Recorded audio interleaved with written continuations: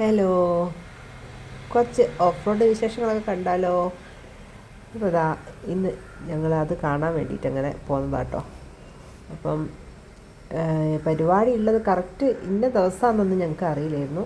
ഹസ്ബൻഡിൻ്റെ കൂട്ടുകാരൻ വിളിച്ചിട്ട് പറഞ്ഞ് ഇങ്ങനത്തെ വണ്ടികൾ കുറച്ച് പോകുന്നുണ്ടല്ലോ, അപ്പോൾ ഇവിടെ എവിടെയോ ഈ പരിപാടി നടക്കുന്നുണ്ടല്ലോ എന്നൊക്കെ.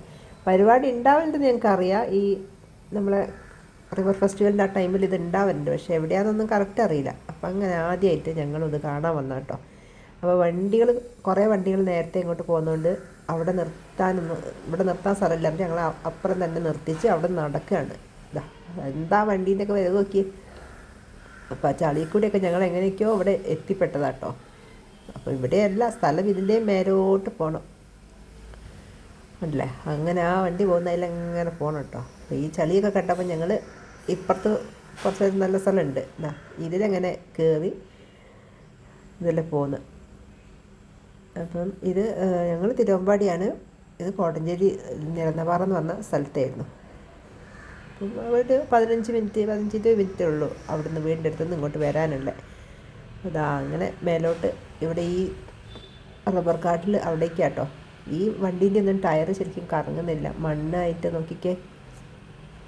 അപ്പോൾ ഇതിൻ്റെ ടൈമൊന്നും ഞങ്ങൾക്ക് അറിയില്ലായിരുന്നു. എന്തായാലും ഞങ്ങളിവിടെ എത്തിപ്പെട്ടു. ഇതൊക്കെ നേരത്തെ പരിപാടി റേസിങ് കഴിഞ്ഞതാണ്. അങ്ങനെ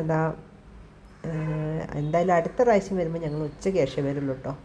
അപ്പോൾ ഇത് രാവിലെ വന്നുകൊണ്ട് നമുക്ക് ഒരുപാട് നേരം ഇവിടെ നിൽക്കാനില്ല, അല്ലെങ്കിൽ ഒറ്റയ്ക്കൊക്കെ പോരണം. ഇപ്പം മക്കളൊക്കെ ആയിട്ട് വരുമ്പം അവർക്ക് കുറച്ച് കഴിയുമ്പോഴത്തേക്കും മടുക്കും, പോകണം എന്നൊക്കെ പറയും. അങ്ങനെ ആ വണ്ടി നോക്കിക്കേ.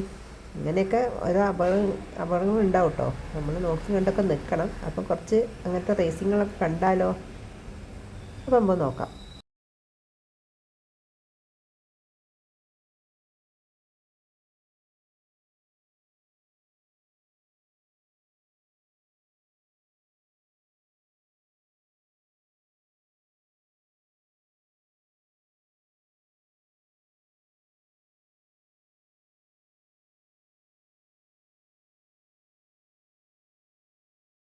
ഞാൻ ലൈവൊക്കെ ഇട്ടതുകൊണ്ട് പിന്നെ എനിക്ക് അങ്ങനെ വീഡിയോസ് ശരിക്കും പറഞ്ഞാൽ എടുക്കാൻ കഴിഞ്ഞില്ല. അപ്പം കുത്തനുള്ള വീഡിയോ കുറച്ച് എടുത്തിട്ടുണ്ടായിരുന്നു ഷോർട്സിന് വേണ്ടിയിട്ട്. അപ്പോൾ അതിൽ കണ്ടിട്ടുണ്ടാവുമെന്ന് വിചാരിക്കുന്നത്. അപ്പോൾ ഈ ചളി എങ്ങനെയുണ്ട്. നമുക്ക് നടക്കാനാണ് ബുദ്ധിമുട്ട്, കാണുമ്പോൾ അത്രയൊന്നും തോന്നുന്നില്ല. അപ്പോൾ ഇതിൻ്റെ മുകളിലേക്കൊക്കെ ഇതുപോലെ ട്രാക്കുകൾ കാണുന്നുണ്ട്. അപ്പോൾ അത് ഞങ്ങൾ ഇവരോട് ചോദിച്ചപ്പോൾ ഇവർ പറഞ്ഞ് അവിടെയൊക്കെ പരിപാടി ഉണ്ട്, കുറച്ച് കഴിയും, വൈകുന്നേരം ആവും. എല്ലാ വണ്ടിയൊന്നും അതിൻ്റെ മേലോട്ട് കയറില്ല. ചളി നോക്കിക്കേ, നല്ല അടിപൊളി. നടക്കാൻ ശരിക്കും പറഞ്ഞാൽ നല്ല പാടുണ്ട് കേട്ടോ. വെറും ചളിയല്ല, അതിങ്ങനെ നിരങ്ങിപ്പോവും.